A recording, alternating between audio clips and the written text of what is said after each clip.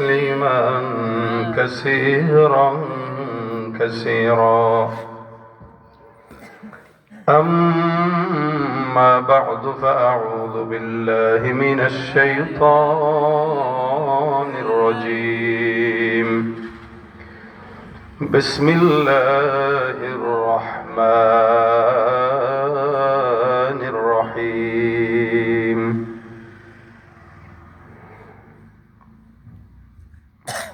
ولنبلونكم بشيء من الخوف والجوع ونقص من الأموال والأنفس والثمرات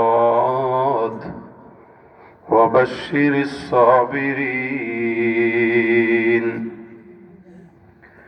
الذين إذا أصابتهم مصيبة قالوا إنا لله وإنا إليه راجعون. وقال النبي صلى الله عليه وسلم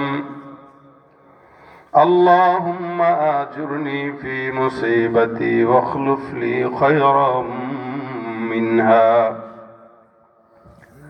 أو كما قال عليه الصلاة والسلام. সকলে দুরূদ শরীফ পড়ি। اللهم صل على محمد وعلى آل محمد كما صليت على إبراهيم وعلى آل إبراهيم إنك حميد مجيد. اللهم بارك على محمد وعلى آل محمد كما باركت على إبراهيم وعلى آل إبراهيم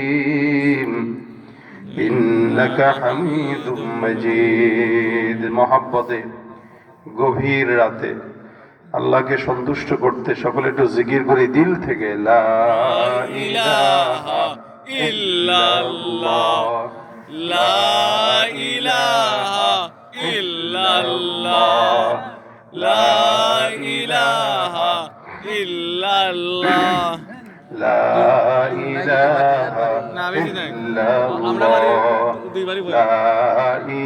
ইলাহা ইল্লাল্লাহ লা ইলাহা ইল্লাল্লাহ লা ইলাহা ইল্লাল্লাহ লা ইলাহা ইল্লাল্লাহ লা ইলাহা ইল্লাল্লাহ লা ইলাহা ইল্লাল্লাহ মুহাম্মাদুর রাসূলুল্লাহ সাল্লাল্লাহু আলাইহি ওয়াসাল্লাম।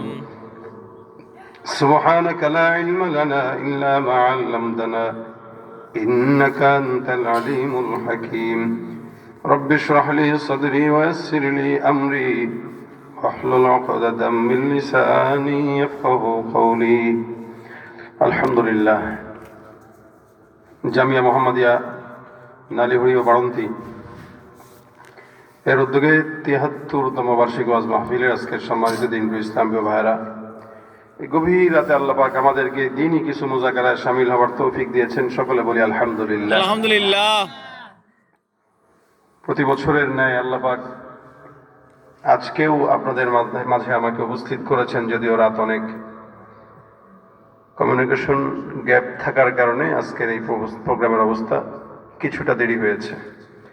বাকি আমি যদি কোনো প্রোগ্রামে একবার কথা দেই বা নাম দিয়ে ফেলে পোস্টারে, তো যত রাতই হোক, অসুস্থ যতই হোক, যাওয়ার চেষ্টা করি।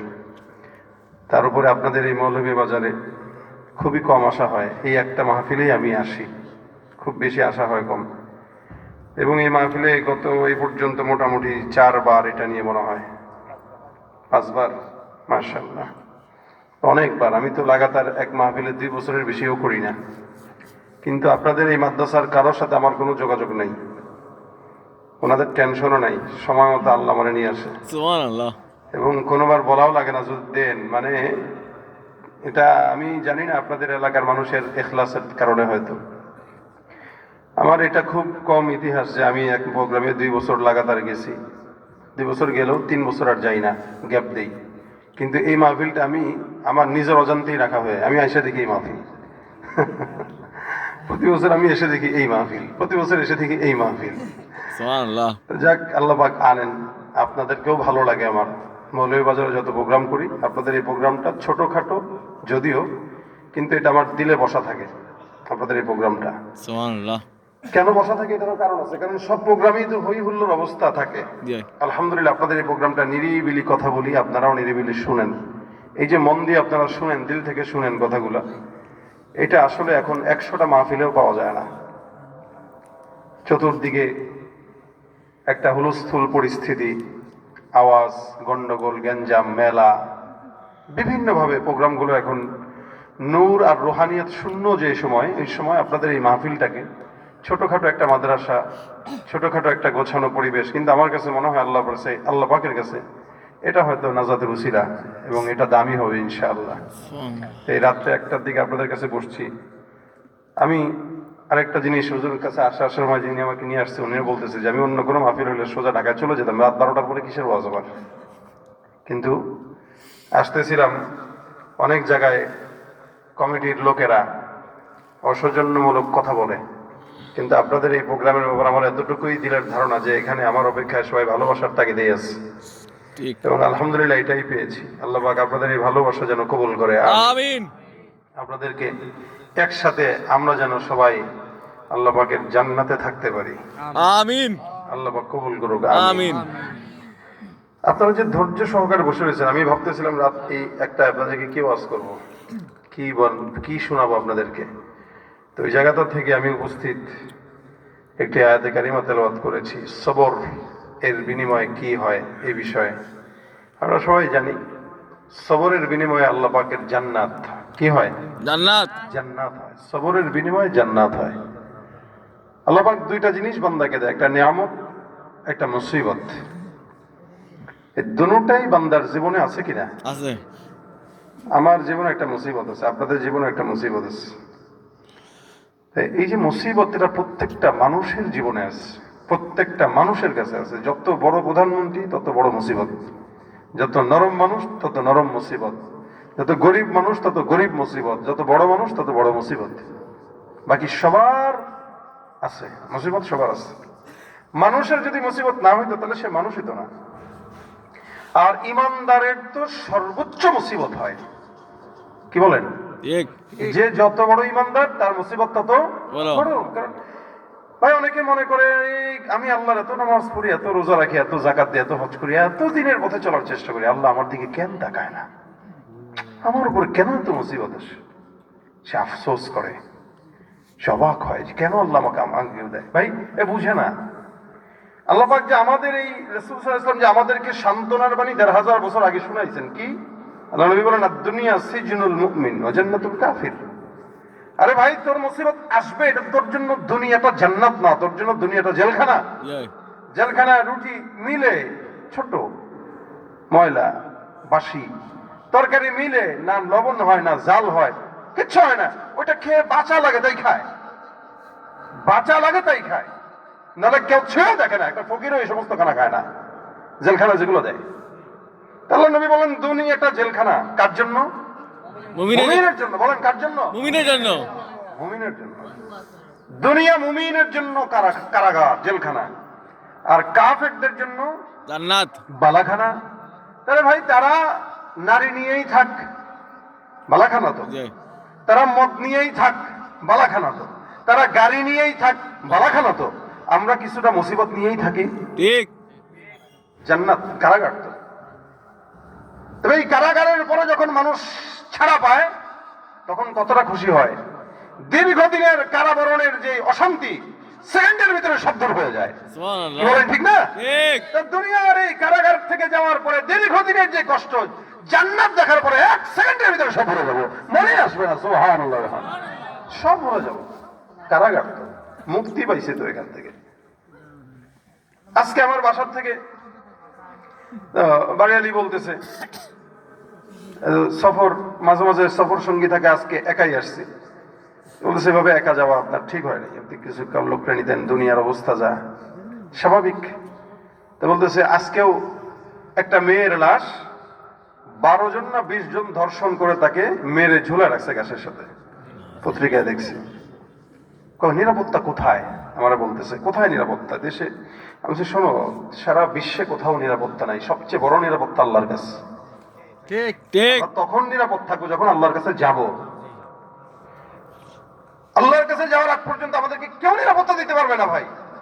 আর এই কুফরি মতবাদে, গণতান্ত্রিক পদ্ধতিতে অথবা বাংলাদেশ যেভাবে চলছে এভাবে কিয়ামত পর্যন্ত সময় দিলাম, কোন মানুষ শান্তি পাবে না, ঠিক কোন মানুষ শান্তি পাবে না। ঠিক। যতদিন এই অবস্থা পরিবর্তন না হবে, শরীয়ত ইসলাম না আসবে, ইসলামের খেলাফত না আসবে, কোরআন সুন্নাহর আইন পাশ না হবে, কিয়ামত পর্যন্ত সরকারের পালাবদল হবে, 17 বছরের স্বৈরাচারের বিদায় হবে, আল্লাহর দান বাংলাদেশে দুনিয়াতে শান্তি আশা করা সম্ভব হবে না। ঠিক শান্তির জন্য কোরআন সুন্নাহ দরকার আছে না? আছে। শান্তি আল্লাহর কাছে, নিরাপত্তা আল্লাহর কাছে। যতক্ষণ আল্লাহর কাছে না যাবো ততক্ষণ নিজের জানের কোনো নিরাপত্তা নাই। কে দিবে নিরাপত্তা? কে দিবে? কেউ নাই নিরাপত্তা দেওয়ার আল্লাহ ছাড়া। তবে আল্লাহর কাছে চলে যাব, এখন আর কোনো টেনশন নেই। কারণ দুনিয়ার মানুষ আপনার সাথে আমার সাথে অনেক প্রকার জুলুম করবে, আল্লাহ জুলুম করবে না। দুনিয়ার মানুষ হক নষ্ট করবে, আল্লাহ হক নষ্ট করবে না। দুনিয়ার মানুষ কষ্ট দিবে কথা দিয়ে, আল্লাহ কষ্ট দিবে না। আল্লাহ ততটুকুই করবে যতটুকু আপনার হক। বরঞ্চ কখনো কখনো আপনাকে আল্লাহ পাক দয়া দেখায় 1000 কোটি বছরের গুনাহ মাফ করে দিবে। সুবহানাল্লাহ। আল্লাহ মাফ করতে পারে, এটা আল্লাহর গুণ, বান্দা পারে না। এই জন্য দুনিয়াতে কোন নিরাপত্তা নাই, কারাগার। এখানে অশান্তি আসবে, মুসিবত। তবে এটা মনে রাখবেন, মুসিবত পাইলেও লাভ, নিয়ামত পাইলেও লাভ। লাভ।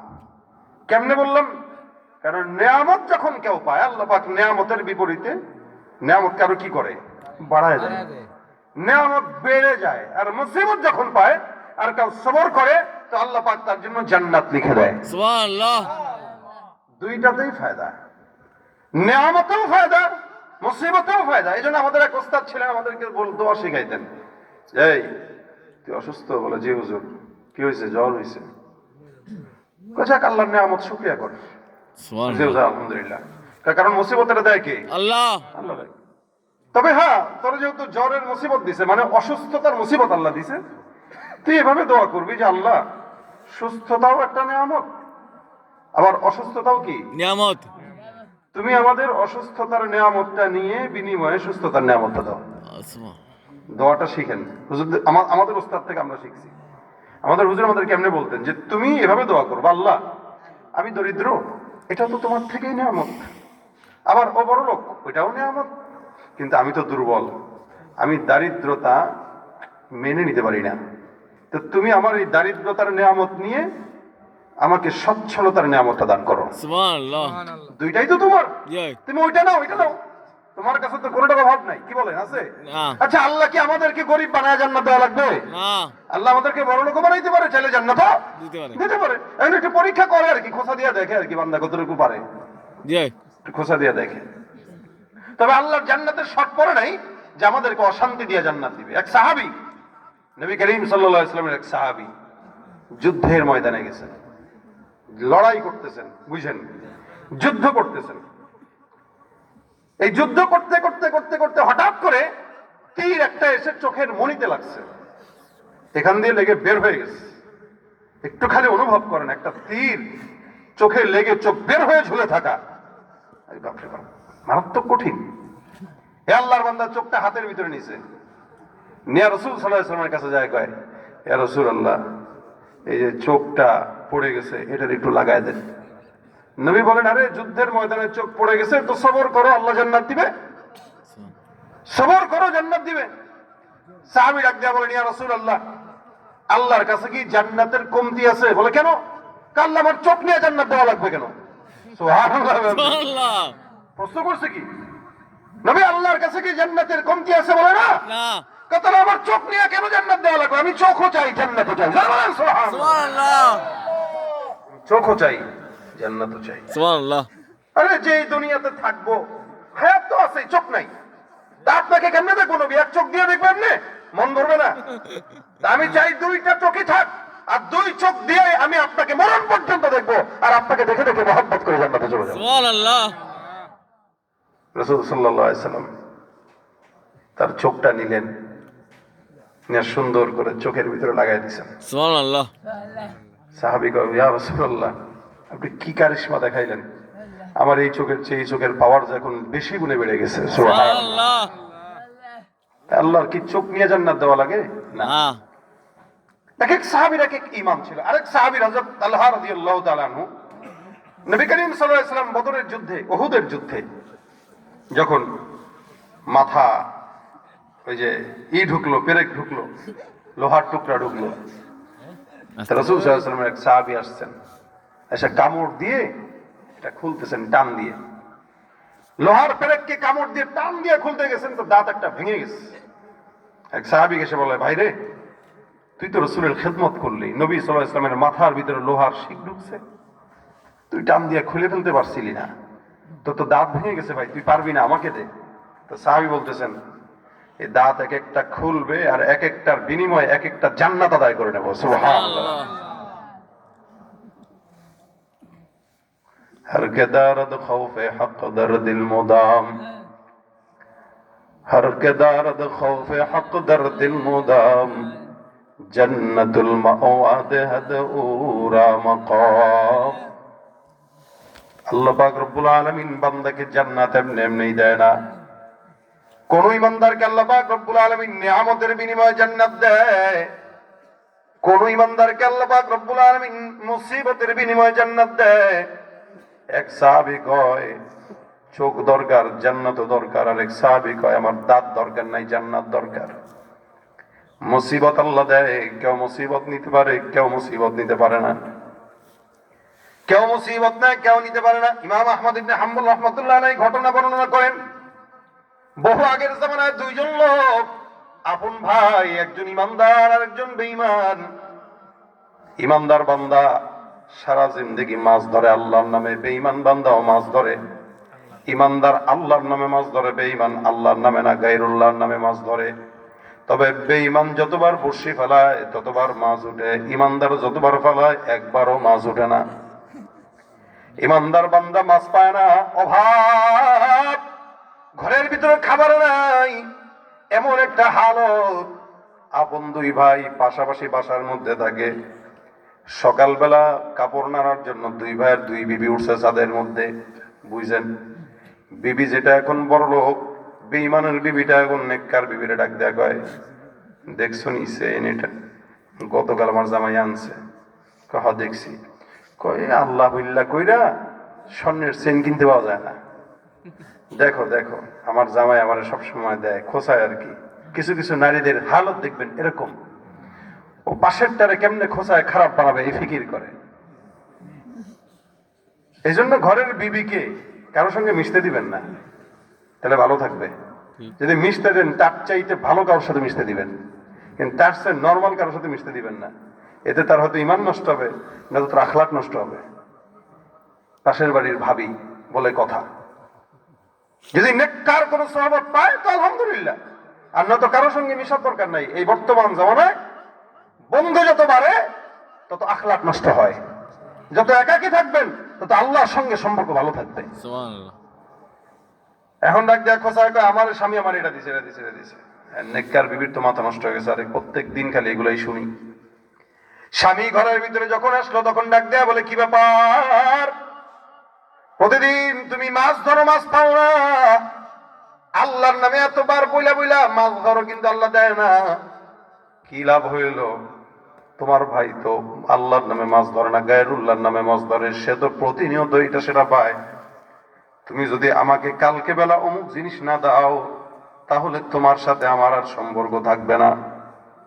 বিবি কথা জোর জবরদস্তি করে বলে ফেললো। স্বামী এখন পেরেশান, চাকরি খোঁজার জন্য জায়গায় জায়গায় দৌড়ায়, এখানে যায় চাকরি নাই, ওখানে যায় চাকরি নাই, সব জায়গায় চাকরি তালাশ করতে করতে করতে করতে পায় না। বিবি এখন লাস্ট ওয়ার্নিং দিয়ে দিছে, খবরদার, যদি কালকের ভিতরে কোনো চাকরি না পাও তাহলে তোমার সঙ্গে কিন্তু আর থাকলাম না, সবকিছু গোছাইলাম, বাবার বাড়ির দিকে রওনা হয়ে যাব। আল্লাহর বান্দা এবার বাঁচার জন্য পরের দিন বিবির কাছে মিথ্যা কথা বলে, বিবি আমার আল্লাহর রহমতে দয়ায় আজকে আমার একটা চাকরি মিলছে। বলে কিসের চাকরি? কে তোমার চাকরি দিছে? সাধারণ মনে করো না, আল্লাহ পাক রব্বুল আলামিন আমাকে বাদশার চাকরি মিলাই দিয়েছেন। সুবহানাল্লাহ। আল্লাহ কার চাকরি মিলছে? বাদশার। বাদশা। মূলত এই কোনো চাকরি পায় নাই, চাকরি খুঁজতেছে খুঁজতেছে খুঁজতেছে পাই না। তো মাথায় একটা সে খেয়াল করছে, চাকরি যেহেতু পাই না তাহলে একটা আমল করি, আল্লাহকে প্রতিদিন সকাল থেকে সন্ধ্যা পর্যন্ত ডাকার চাকরি নিয়ে নেই। সুবহানাল্লাহ। সুবহানাল্লাহ। উজিবু দাওয়াতাদ দাঈ ইযা দাআন। যখন বান্দা আমাকে ডাকে আমি আল্লাহ তো বান্দার ভিতরে আছি, বান্দার ডাকে সাড়া দিয়ে দেই। সুবহানাল্লাহ। সুবহানাল্লাহ। জোরে বলেন আল্লাহু আকবার। আল্লাহু আকবার। আল্লাহু আকবার। আল্লাহু আকবার। এই যে রাত 1:30 বাজলে আল্লাহ পাক রব্বুল আলামিন এই সময় আসমানের মধ্যে এসে ডাক দেয়া বলে, আলা মিন মুস্তাগফির। এমন কোন চানেওয়ালা আছো চাও, আমি আল্লাহ দেওয়ার জন্য তৈয়ার। সব সময় মাওলা ডাকে না, এই সময় আল্লাহ তার বান্দাকে আসমান থেকে ডাক দেয়। যদি বান্দা সবরের সঙ্গে মাওলার ডাকে সাড়া দিতে পারে, আল্লাহ পাক রব্বুল আলামিন ওই বান্দাকে তার মহাব্বত আর দয়ার কোলের মধ্যে উঠায় বসায় রাখে। সুবহানাল্লাহ। সুবহানাল্লাহ। এবার ওই বান্দা ডাক দেয়া কয়, আমি আমার বাদশার চাকরি নিয়েছি। বেতন কত? বলে বেতন কত এখনো বলে নাই। বাদশা যত বড় বেতন তত বড়। সকাল থেকে সন্ধ্যা পর্যন্ত চাকরি। আল্লাহর বান্দা প্রতিদিন সকালবেলা দৌড়ায়, ফজরের নামাজের পর মাগরিব পর্যন্ত এই আল্লাহর বান্দা সমুদ্রের কিনারায় বসে তাকায় তাকায় ডাক দেয়া কয়, সুবহানাল্লাহ সুবহানাল্লাহ সুবহানাল্লাহ আলহামদুলিল্লাহ আলহামদুলিল্লাহ আলহামদুলিল্লাহ। সেজদা দেয়, নামাজ আদায় করে, জিকির আদায় করে, বারবার কান্নাকাটি করে, মালিকরে ডাকে আল্লাহ। এতদিন পর্যন্ত অনেক মানুষের পেছনে দৌড়াইলাম চাকরির জন্য, আমার দিলটা বলছে তোমাকে ডাকার চাকরি যদি নিয়ে নেই, তুমি তো বলছো ফাযকুরুনি আযকুরকুম ওয়াশকুরুলি ওয়ালা তাকফুরুন। তুমি যাকে স্মরণ করো সে যে তোমাকে স্মরণ করে, আমি তোমাকে স্মরণ করলাম। মাওলা তুমিও আমাকে ভুলো না। তোমার ডাকার চাকরি আমি নিয়ে নিলাম সকাল থেকে সন্ধ্যা পর্যন্ত। আমি আমার বিবির কাছে মিথ্যা বলেছি, আল্লাহ তুমি ডাকার বিনিময়ে আমার একটা দ্রুত ফায়সালার ব্যবস্থা করে দাও। সুবহানাল্লাহ। প্রতিদিন সকাল থেকে সন্ধ্যা পর্যন্ত ডাক দেয়। আবার পরের দিন যায়, বিবি ডাক দেয়া কয়, বেতন কই? প্রতিদিনের বেতন না, হাজিরা মতোই না দিবে। কয় হাজিরা নাই, মাস শেষে দিবে। কয় মাস শেষে আমি মানি না, সারাদিন এবং অভুক্ত থাকা যায় না, টাকাও তো কিছু হাতে দরকার। বাদশারে বইলা কয়ে কিছু টাকা নিয়ে এসে, কয় নিয়ে আসবো না, মাস যাক। আল্লাহ বলেন, আনা ইনদা জন্নি আবদি বি। বান্দা আমার উপরে তুমি যতটুকু ধারণা রাখবা, আমি আল্লাহ ততটুকুই তোমার জন্য ফায়সালা করবো। সুবহানাল্লাহ। ধারণা যদি রাখেন আপনাকে দেনওয়ালা কে? আল্লাহ। আল্লাহকে তোরে আমি দেব। নেতার কাছে যাওয়া লাগবে না, পীরের দরবারে যাওয়া লাগবে না, অন্য জায়গায় যাওয়া লাগবে না। তুই ধারণা রাখ, সন্তান দেনেওয়ালা আল্লাহ, সম্পদ দেনেওয়ালা আল্লাহ। আমি আল্লাহ। খাজার দরবারে শাহজালালের মাজারে যাওয়া লাগবে না, আসমান থেকে গাইবি ফয়সালা করে দিব। এই বান্দাটা এবার 24 ঘন্টা সারাদিন কেবল মাওলারে ডাক দেয়। সকাল থেকে সন্ধ্যা পর্যন্ত ডাকে আল্লাহ, বারবার মালিকরে ডাক দেয়।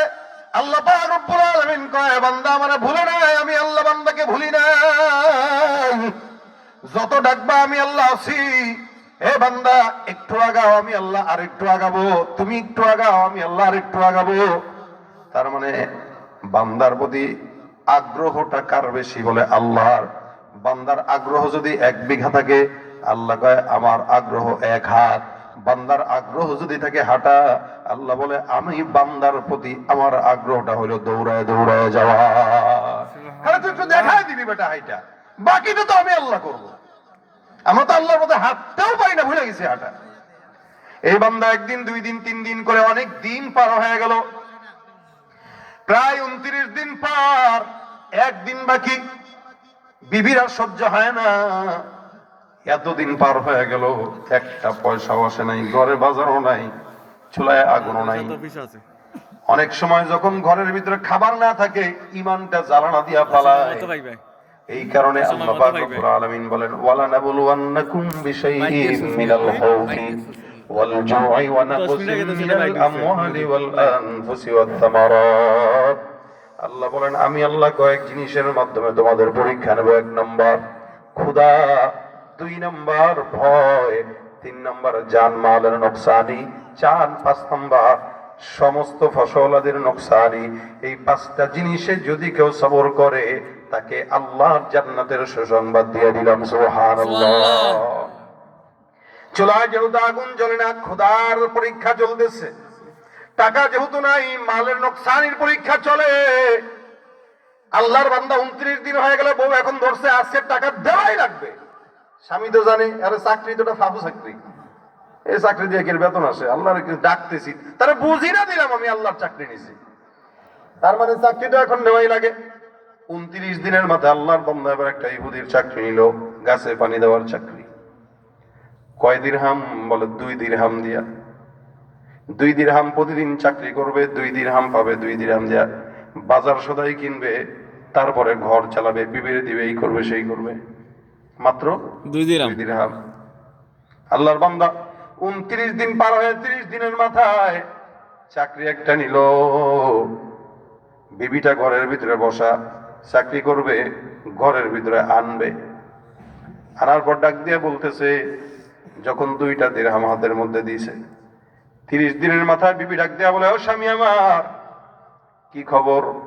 কোথায় ছিলা? বলে চাকরি করতে গেছি। কিসের চাকরি? তুমি না চাকরি করো বাদশার? বলো ছেড়ে দিছি। কথা পাগল, বাদশার চাকরি কেউ ছাড়ে নাকি? বুঝলাম না, তুমি বাদশার চাকরিটা কেন ছাড়লা? কারে বাদশার চাকরি, বেতন টেতন নাই তো এই কারণে ছেড়ে দিছি। তুমি বারবার পাগল বানায় ফেলতেছো। আজকে একজনের চাকরি নিছে, এই যে নাও 2 দিরহাম নাও। কি দেয় 2 দিরহাম না দিরহাম?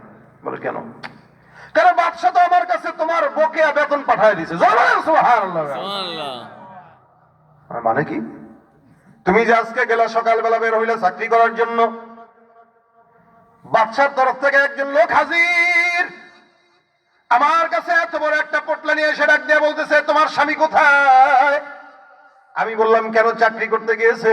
বলে না না, তোমার স্বামী তো আজকে চাকরি করার জন্য আসে নাই, কিন্তু 29 দিন যেই চাকরি করলো, 29 দিনের বেতন তোমার কাছে দিয়ে গেলাম। তারে বলে দিও, যদি সে 29 দিনের বেশি আরেকদিন বাড়ায় 1 মাস পূর্ণ চাকরি করত, তাহলে বাদশার তরফ থেকে আরো বেশি নজরানা তারে পেশ করা হতো। সুবহানাল্লাহ। আল্লাহর বান্দা ডাক দিয়া বলে, আরে কি কয় না কয়, বাদশা পাঠাইছে মানে কি? বুঝলাম না, কি পাঠাইছে দেখি আমরা দেখাবো। এই জন্য কত পাঠাইছে? 29 দিনের জন্য 29,000 দিরহাম পাঠায় দিছে। সুবহানাল্লাহ।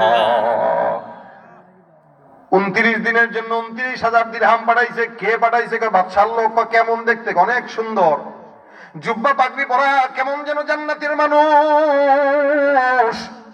এমন মানুষ, এমন সুন্দর লোক আমি জীবনে দেখি নাই। সে কি বলছে? বলে সে এসে আমাকে বলছে, তোমার স্বামী 29 দিন পর্যন্ত বাদশার চাকরি করছে, আজকে আর যায় নাই। যেহেতু যায় নাই, চাকরি নট, 29 দিনের বেতন হিসেবে বাদশার তরফ থেকে এই 29,000 দিরহাম পাঠানো হলো। তারে বলে দিও, সে যদি 30 দিন করত, তাহলে এর চাইতেও উত্তম প্রতিদান আল্লাহ তাকে দান করত। স্বামী এবার ডাক দেয়া বলে, বিবি আমার, আহারে আমার আফসোস, আমি তো 29 দিন কোন বাদশার চাকরি করি নাই। বিবি ডাক দেয়া বলে, তার মানে কার চাকরি করছেন? করে 29 দিন লাগাতার সকাল থেকে সন্ধ্যা পর্যন্ত সমুদ্রের কিনারায় বসে বসে মাওলার গোলামি করছে। সুবহানাল্লাহ। দুনিয়ার কোন বাদশার গোলামি নয়। সকাল থেকে সন্ধ্যা পর্যন্ত আমি আমার মাওলার রাখছি, বারবার আল্লাহর জিকির করছি, তাহাজ্জুদ পড়ছি, আমি আল্লাহর কোরআন তেলাওয়াত করছি, অন্যান্য ইবাদত করছি। এই সমস্ত কিছুকে আমি আমার চাকরি বানায় নিলাম। দুনিয়ার মানুষ যখন চাকরি দেয় না, কোন জায়গায় চাকরি নেই, আমি আমার দিল থেকে বিশ্বাস করে তোমাকে মিথ্যা কথা বলে তোমার হাত থেকে বাঁচার চেষ্টা করছি, যে দুনিয়ার কোন মানুষের চাকরি নয়, আমি আসমানের মালিক রব্বে কারিমের চাকরি নিয়েছি। আহারে আফসোস, আমার জন্য ধিক্কার। আমার রব আমার জন্য কতটা মহব্বতের সঙ্গে চাকরির বেতনটাও রেডি রাখছে। আমি যদি 30 দিন রাখতাম তাহলে আল্লাহ পাক তার চাইতে উত্তম প্রতিদান দিত। শুধুমাত্র একটা ঘরের বিবির ধৈর্য নষ্ট হওয়ার কারণে আল্লাহ পাক সকল রহমত থেকে আমাকেই বঞ্চিত করে দিয়েছে। এই জন্য আল্লাহ পাক বলেন, অবশ্যিরিস সাবিরিন, ধৈর্য ধারণকারীদেরকে জান্নাতের সুসংবাদ দাও। কারণ যারা ধৈর্য ধরে, আল্লাহ বলেন তাদের আশেপাশে কেউ না থাকলেও ইন্নাল্লাহা মা'আস সাবিরিন, আল্লাহ পাক ধৈর্য ধারণ যারা করে, আল্লাহ বলে তোর নফসের ভিতরে তোর সঙ্গে আমি আল্লাহ নিজেই থাকি, আর কেউ দরকার নাই, আমি আল্লাহই যথেষ্ট। সুবহানাল্লাহ। এই জন্য মুসিবত যখন আসবে ধৈর্য ধরবেন। সম্পদ কম, ধৈর্য ধরেন। ব্যবসায় বরকত নেই, ধৈর্য ধরেন। কারো সঙ্গে ঝগড়া লাগবে ভাব, ধৈর্য ধরেন। কথা বলা দরকার নেই। যেখানে একটা বাড়তি কথা বললে ঝগড়া লাগার অবস্থা হয়, সেখানে কথাই বলা দরকার নেই, ধৈর্য ধারণ করেন। কারণ ধৈর্য ধারণকারীদের সঙ্গে থাকেন কে? আল্লাহ। আল্লাহ তাদেরকে পছন্দ করেন, তাদের সঙ্গে থাকেন। কারণ আল্লাহ পাক যার সঙ্গে থাকে দুনিয়াতেও আখিরাতেও তার কোনো পেরেশানির কারণ নাই, ঠিক কিনা? তুমি সবখানে বিরাজমান, আমি ক্ষুদ্রতা